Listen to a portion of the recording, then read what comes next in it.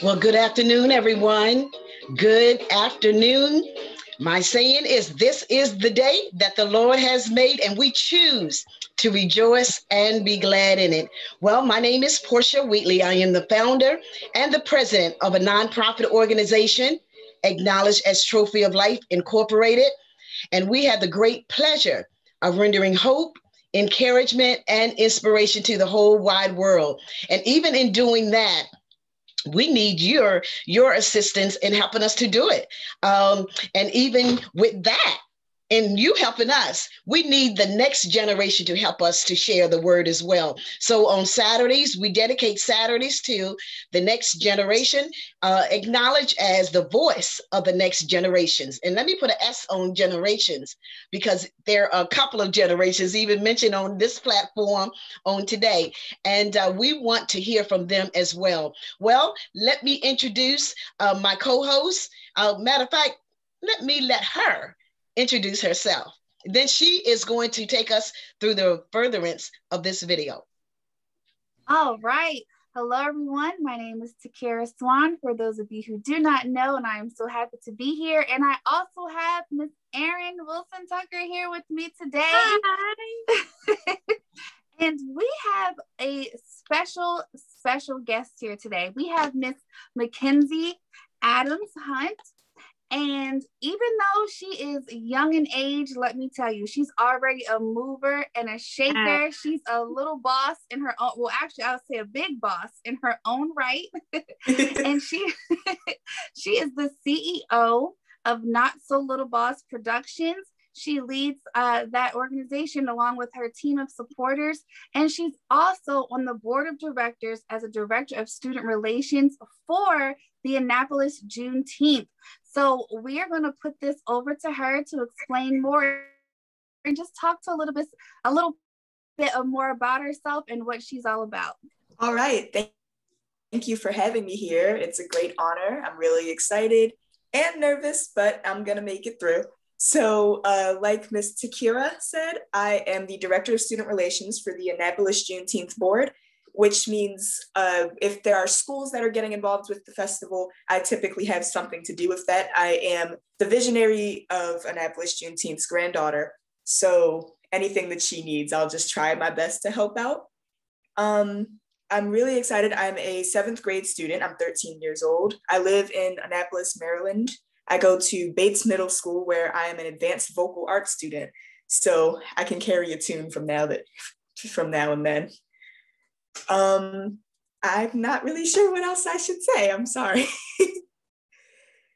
No, it's okay. Tell us a little bit more about the Not So Little Boss Productions and how that got started.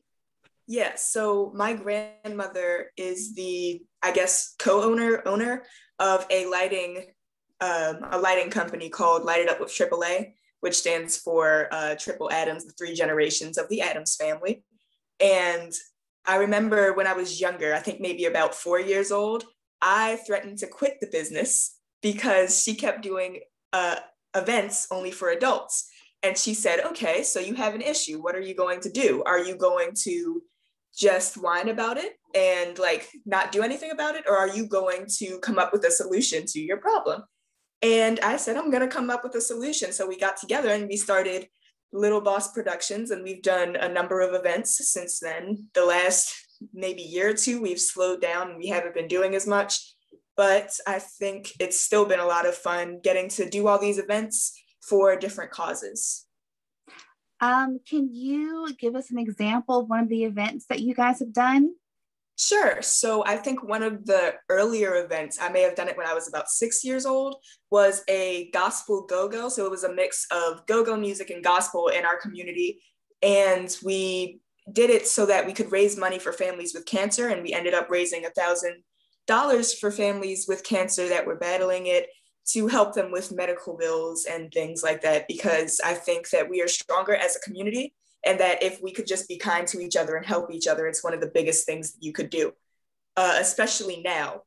But another thing that we've done is we've held cooking classes for kids around my age. I think from kids from 7 or maybe younger than that to 13 and 14 years old, where we have a professional chef come in and we the most recent one we did was at the Annapolis Fire Department. They let us use, and we transformed it from just a kind of ordinary hall to what looked like a professional restaurant. And the professional chef came in and taught all of us how to make a 3-course meal for our parents. So they came in during the morning, and throughout the day, we were all working to make the food and dress up the place. Everybody got their own chef's hats and aprons. And when their parents came back, I think it started at about maybe 8:30. And when their parents came back at around 5:30, the place was completely transformed. And it was a lot of fun. And it's also an opportunity for kids who may not have something to do to come and be in not just a safe environment, but a fun environment where you're learning to do something new with kids around your age. I think that's amazing, because I know some adults who don't know how to cook a 3-course meal for themselves. So it's good to start those life skills early. Erin, you have any questions? Yes. So you said that you're a 7th grader. So Yes. Now, how is 7th grade? Like, I haven't been in 7th grade in a minute. So you tell me, how's 7th grade? It's interesting, especially with, I opted to stay virtual, which means I'm doing all of my classes from home. I have been since the 2nd semester of 6th grade. And it's been different. I know a lot of my family, especially when I was first going into middle school, because I was terrified. They told me like 7th grade is going to be the best year. You're going to get to hang out with all your friends. It's kind of that middle year where you're not the youngest, but you're not the oldest people in the group. And so when you spend that at home, it's kind of like it's a compromise for everybody, for the students, for the teachers, the administrators. But we're all making it work. And we realize that like everybody is struggling right now. The world is not normal for everybody. And we've been doing this whole COVID thing for like over a year now. And we're still all struggling. And I think having that common struggle has really brought the school together. So that's been interesting. Classes are fun sometimes, but it's been a lot of fun. Awesome. I'm glad that you're having fun. So what are some resources that has helped you along the way with virtual learning that students may struggle now with virtual learning? Oh gosh, Google Meets and Zoom calls like this. It's pretty much what we do all day, every day, 5 days a week. But one resource that has helped me is just really talking to my parents about like, how can I make this easier for all of us? We opted to stay virtual because my brother has asthma and allergies, and it's best to stay home to keep him safe, to keep our family safe. So another thing I've done is find one thing that you really like and can depend on regardless of the situation. I know for me, that thing is music or just sometimes being by yourself. And I think if you can find that one thing that you can really rely on and depend on, even when things are stressful, it really helps you focus more in school. It helps you be happier in general. So I would really say find that one thing. That's Awesome. great. You've given such like great tips for everyone, not even 7th graders, that they could use for this whole virtual learning and even from working from home. I do have one question about the Annapolis Juneteenth. Can you explain more about that and what's going to be happening with that event? Yes.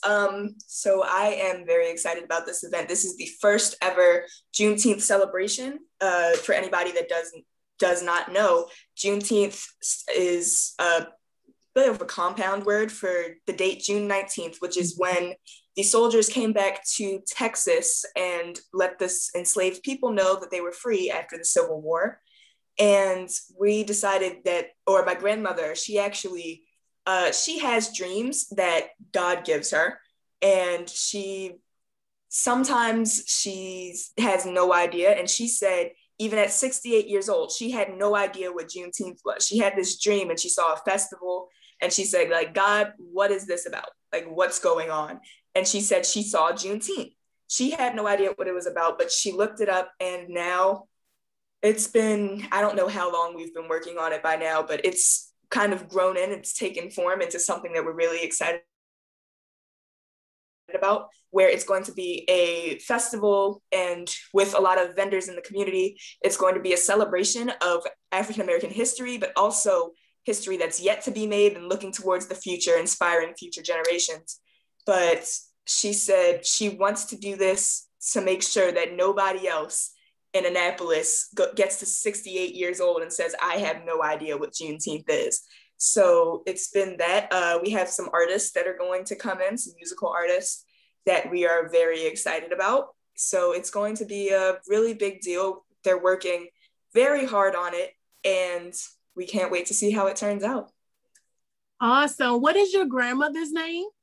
My grandmother's name is Phyllis T. Adams, but she's referred to by a lot of people as the lighting lady and Miss T. That's what she goes by a lot. I think that is so cool. So where can people find out, like, what do you have, a website or a Facebook page, a group page, people can find out more information? Yes, so there's a Facebook page, I'm pretty sure, that's just the Annapolis Juneteenth 2021. And there's a website, AnnapolisJuneteenth.org, where you can find out more information. You can find out how you can help bring this vision into reality. There's currently a bill being passed, I think, in Maryland, and I think it got past the House of Delegates, where Juneteenth is going to become a paid holiday in Annapolis, which we're very excited about. But AnnapolisJuneteenth.org is where you can find out a lot of the information. You can see all the people that are on the team on there, find out some more about Juneteenth. I know there's a video on there kind of explaining Juneteenth and what the idea of the festival is. So that's where you can find a lot of information. I think that's amazing. Well, before I finish, I just want to say that it was so great to meet you today. Like, you're such a beautiful young lady inside and out. And even though you're so young, you know, you're mature, but you're not like grown. I love it. You know, you're still you. And it's because, you know, some kids these days are just, they're immature, but they're a little too grown. But you are completely the opposite. You are amazing. And you are such a boss. Like, I can't imagine what you're going to do when you're like my age, or when you turn like 18, 19, 20, like how you're going to change the world and your environment. So I'm excited to see what you have in store just for the future. Go ahead, Erin.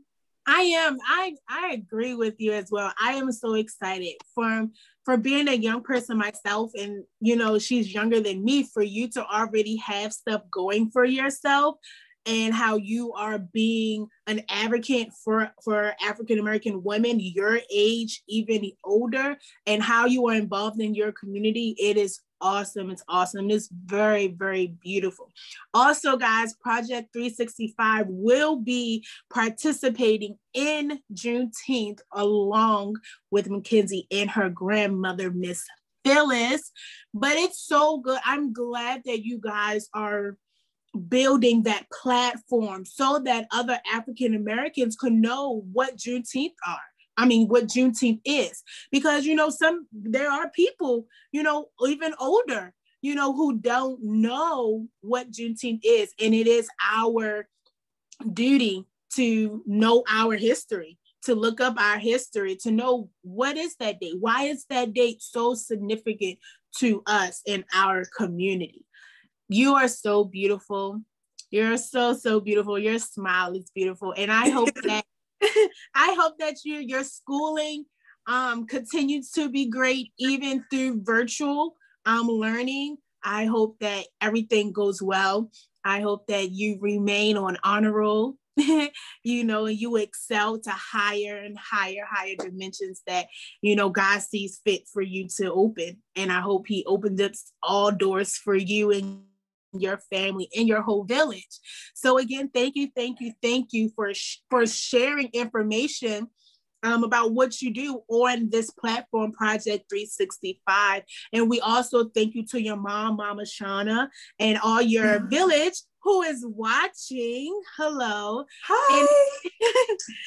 And for everyone else, if this is your first time, please don't forget to comment, like, and share our posts. Also, don't forget to go onto YouTube to also subscribe to our channel so that you can keep updated. Maybe you want to go back and hear some other people.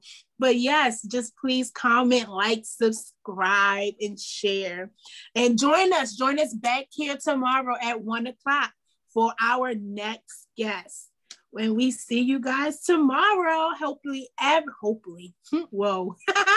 Hope everyone has an awesome Saturday and an Easter weekend. We love you guys. See you tomorrow. Guys, tomorrow.